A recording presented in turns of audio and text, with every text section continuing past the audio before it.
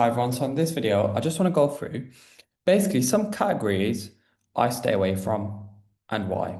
Okay, now as you can see here along the left, we have all the different categories that obviously Amazon have. Okay, obviously doing wholesale, I don't sell any Amazon devices and whatnot, right? Amazon Renewed, don't touch. Amazon Games, I don't touch. Automotive, yes, that's a category which you want to sell in, obviously doing wholesale. Essentially, when it comes to wholesale, what I say is you don't want to limit yourself to opportunities, right? So essentially it's called wholesale for a reason. You want to spread your SKU count as wide as possible across as many different categories as possible to capitalize on as many money-making opportunities as possible. Okay, so that's how you want to approach wholesale when it comes to deciding what sorts of categories you want to stock. Now, the only sorts of categories you don't stock are mainly due to specific reasons. For example, things that may contribute to returns and refunds, which will obviously affect our margins, okay? Because on paper, a deal may look very, very good, or a supply may look very, very good. However, after having purchasing and actually seeing the numbers for these suppliers' orders, refunds, returns will obviously massively impact our margins. So this is essentially the main reason why there's certain categories we don't sell in, obviously, which we'll go through. Automotive, obviously, that's fine. Baby products, that's fine. Beauty, that's fine. Books, personally, we don't touch. There's nothing wrong with it, but you can go into it if you want to. Business, industry, and science, yes, again, that's something you can sell in. CDs and vinyl, personally, we don't touch. Um, Climate pledge friendly, this is just like climate friendly stuff. So stuff, I mean, if you do have stock which is climate pledge friendly, then fair play to you. But it's not something I like. I won't go out and try and think, oh, today I want to source a climate pledge friendly supplier. If that makes sense. Computers and accessories. So this is where we are a bit careful with our computers and accessories, our electronics, and whatnot, because obviously return rates and refunds, like for me personally, my business, I want to be able to look at some stock and be like, or be able to evaluate, okay, that stock is either A, going to work or as it should look. However, with these electronics, this is just me personally, return rates, refunds, if something breaks after 6 months, we know what Amazon's like. We know how Amazon treats their customers. You're getting refunded, especially when it comes to high ticket electronics, high ticket computers and accessories and whatnot. Like, yes, on paper, these may make a lot of money. However, let's say a refund of one of these, right, a high ticket item that could wipe out your margins like drastically, right? So that could have a huge impact. For example, let's say you're doing 100 quid in profit a day and you get, let's say, three refunds for a product that costs you 2 quid each. Okay, 6 quid, it's not that bad. But let's say you're doing, again, 100 quid a profit a day and it's 2 units. That's how £50 profit each, high ticket item. Okay. Two refunds, that's everything gone. Okay. Or one refund, that's half your profits gone. Okay.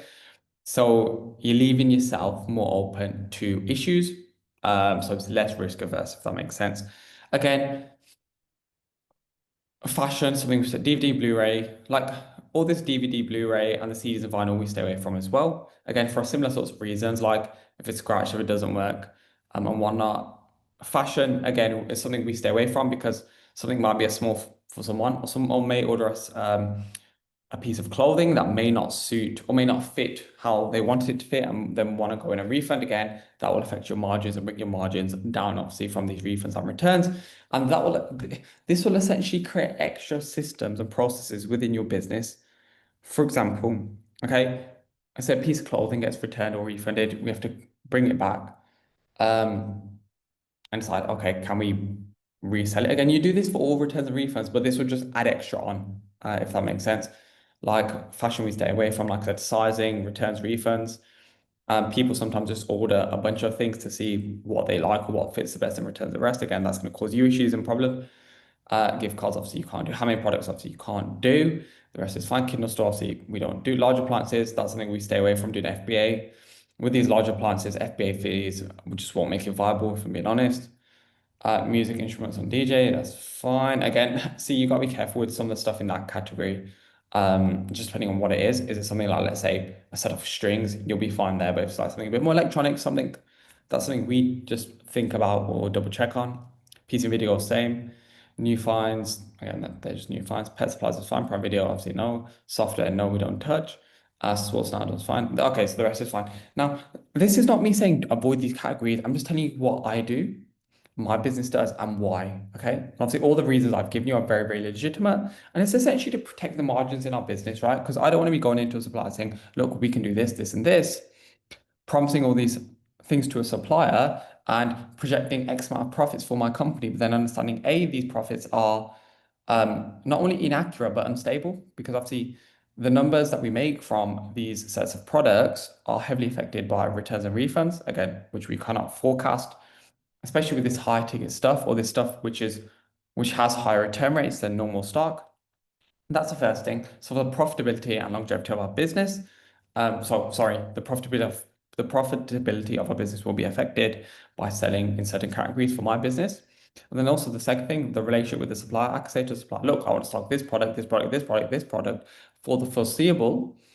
However, if we go in and stock less in electronic product and we get crazy return rates, we're gonna have to stop stocking that product, which is obviously going to taint our relationship with that supplier. Okay, so these are the reasons and the risk, the calculated risk that we take to decide to sit out certain listings, because it will just add us, well, essentially could contribute to less margins, cause extra headache, mean that there's more leakage within the business, mean that we have to add additional steps and processes within our business, obviously, which takes time, money, opportunity cost, and it's just not worth it for us. It's not like saying it doesn't work because I know many people that sell electronics and do pretty well off it. It's just how I run my business, right?